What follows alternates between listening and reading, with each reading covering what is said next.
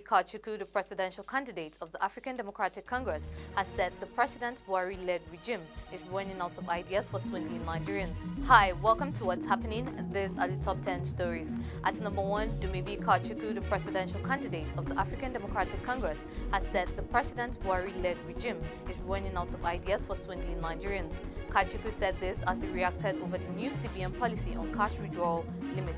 He further reiterated that the redesign of the Naira was a gimmick meant to cover up the collapse of the Naira, adding that the federal government is deceiving Nigerians. The presidential hopeful also urged the citizens to study the failure of this policy in countries like Lebanon, Greece, Zimbabwe, and Venezuela. At number 2, the Nigerian Army on Thursday denied reports of a forced abortion campaign involving at least 10,000 pregnancies of women and girls in the country's northeast region. Chief of Defense Staff General Lucky Irabor said this at the 61st session of the State House ministerial briefing organized by the Presidential Communications Team at the Aso Rock Villa, Abuja. He stated that it's outright nonsense. It's not true. In an investigative report published on Wednesday, December 7, 2022 by Reuters Media, asserted that since at least 2013, the Nigerian Military has conducted a secret, systematic and illegal abortion program in the country's northeast, ending at least 10,000 pregnancies among women and girls. At number 3, the House of Representatives has asked Central Bank of Nigeria to host the implementation of the new cash withdrawal policy slated for January 9, 2023, pending compliance with the provisions of the Act establishing the bank.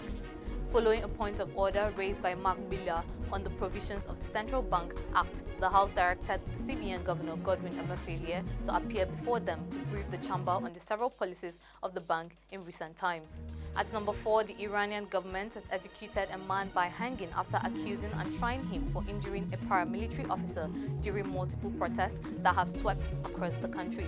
The state's media reported on Thursday that the Iranian demonstrator identified as Mohsin Shekari was convicted by the government for waging war against God. CNN said Shekari was accused of stabbing a member of the Basij paramilitary force at a protest in Tehran, the capital of the country, on September 23rd. For some time, several Iranians have been sentenced to death by execution during the nationwide protests, which were triggered by the death of a 22-year-old Kurdish woman, Masha Amini.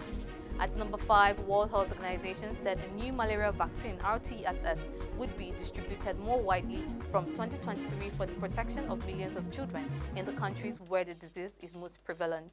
Abdisalan Noor of the WHO malaria program on Thursday said more than 20 countries plan to use RTSS and some would start using it by the end of 2023.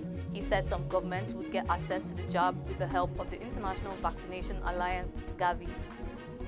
At number 6, Mines and Steel Development Minister Olamilekan Adegbite on Thursday said at least 11 companies are jostling to take over the Ajaokuta Steel Company. Adegbite made a presentation on the achievements of his ministry during the 9th edition of PMB Scorecard Series organized by the Ministry of Information and Culture. He said the Buhari government had been able to resolve all contending legal issues with the steel company and was in the process of concessioning it to a competent bidder. The Ajaokuta Steel Company was concessioned in 2005 by then-President Olusegun Obasanjo to Global Steel, which resulted in litigation and a demand of $7 billion by Global Steel. At number 7, the Nigerian Military on Thursday said although it is facing constant pressure to compromise the 2023 elections, Nigerians can be rest assured that it would remain neutral. The Chief of Defense Staff General Lucky Irabor disclosed this to journalists at the 61st section of the State House ministerial briefing organized by the Presidential Communications Team at the Aso Rock Villa, Abuja.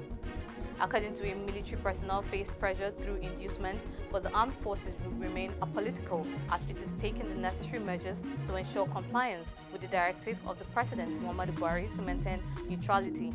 At number 8, according to reports, gunmen invaded and allegedly attacked a maternity hospital in Upolugu, Aguata, local government area of Anambra State.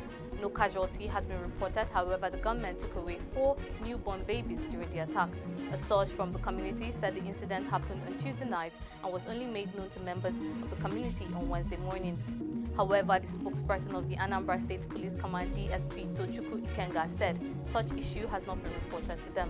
At number 9, the Kaduna State government on Thursday said the feedback received from the Army High Command indicated that troops during a fierce battle with bandits neutralized 9 of them.